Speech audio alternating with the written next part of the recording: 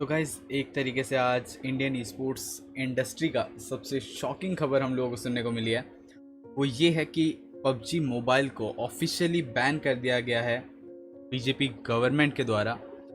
तो बहुत सारे लोगों के मन में सवाल होगा कि पबजी मोबाइल को इंडिया में बैन क्यों किया गया और इसका रीज़न क्या है।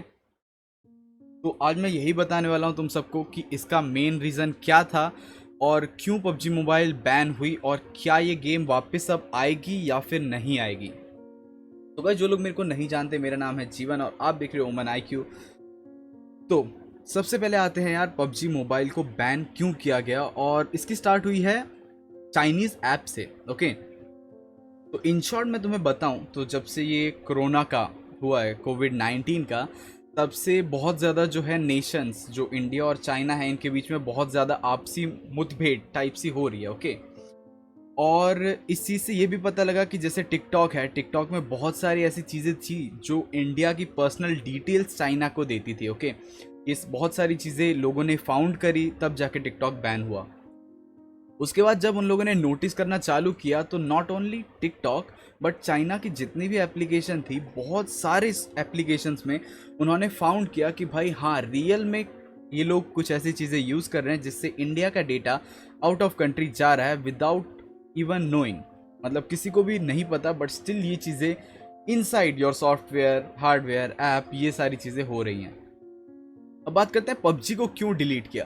तो गाइस, पबजी के ऊपर तुम्हें पता ही होगा, इंडियन पेरेंट्स की नज़र बहुत टाइम से थी कि भाई यार ये गेम बैन हो जाए, बैन हो जाए, बैन हो जाए, इस गेम से छुटकारा मिले हमें। But this is not the reason. जो मेन रीज़न है वो यूँ इसलिए हुआ है क्योंकि यहाँ पे इन्होंने एक आर्टिकल दिया है, मैं तुम लोगों को पढ़ के सुना देता हूँ। PUBG mobile has been banned under section 69A of the information technology act on grounds that they are engaging in activities which is prejudicial to सोइड्री and integrity of India, defence of India, security of state and public order. अब यार जिन लोगों को ये चीज़ नहीं समझ आई, इसका मतलब ये है कि जो एप्लीकेशन है उसमें इन लोगों ने कुछ ऐसी चीज़ फाउंड करी है जो हमारी सिक्योरिटी को अफेक्ट कर सकती है।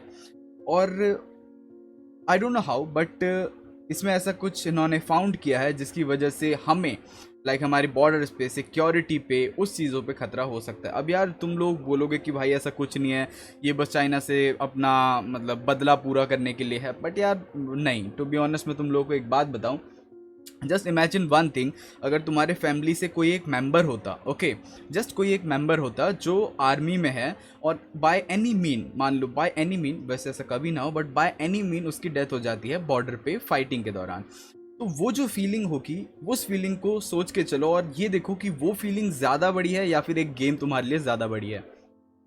मैं तुम्हें यही बोलूँगा कि भाई अगर कभी भी कंट्री और गेम के बीच में ऑप्शन आए तो भले ही कोई सी भी गेम हो, तुम हमेशा भाई कंट्री को चूज़ करो।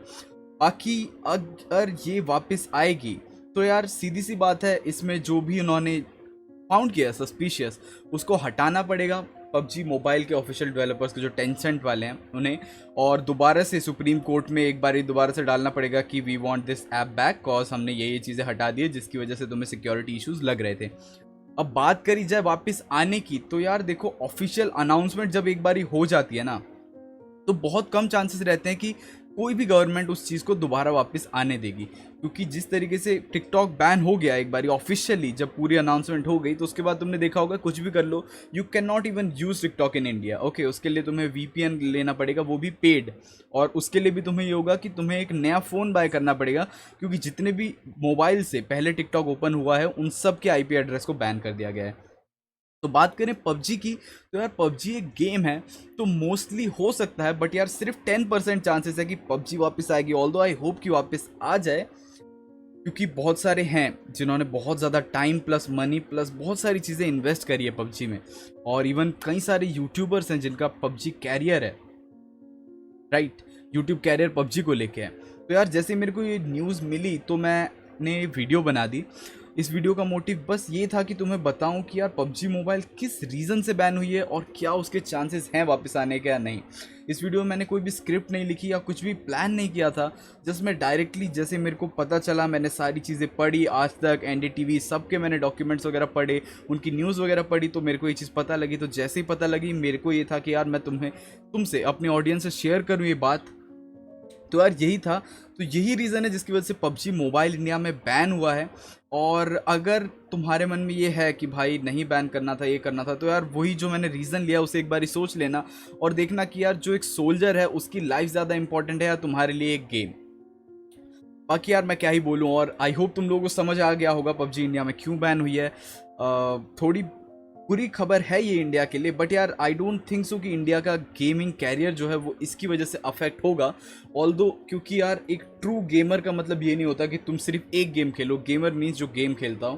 बाकी गेम्स बहुत ज़्यादा हैं और ऐसी होप है कि भाई इंडियन गवर्नमेंट अपनी कोई ऐप निकालेगी या गेम निकालेगी जो पबजी के सिमिलर होगी, जिसे लोग खेल के अपना मनोरंजन कर सकें। तो यार आज की वीडियो के लिए इतना ही, मिलते हैं कल, तब तक के लिए सायनारा एंड ओमन IQ साइनिंग आउट। बाकी थैंक यू सो मच यार आज की वीडियो आखिर तक देखने के लिए। बट आई होप यार जो भी पबजी मोबाइल के ऑडियंस है उनके लिए पबजी मोबाइल वापस आ जाए।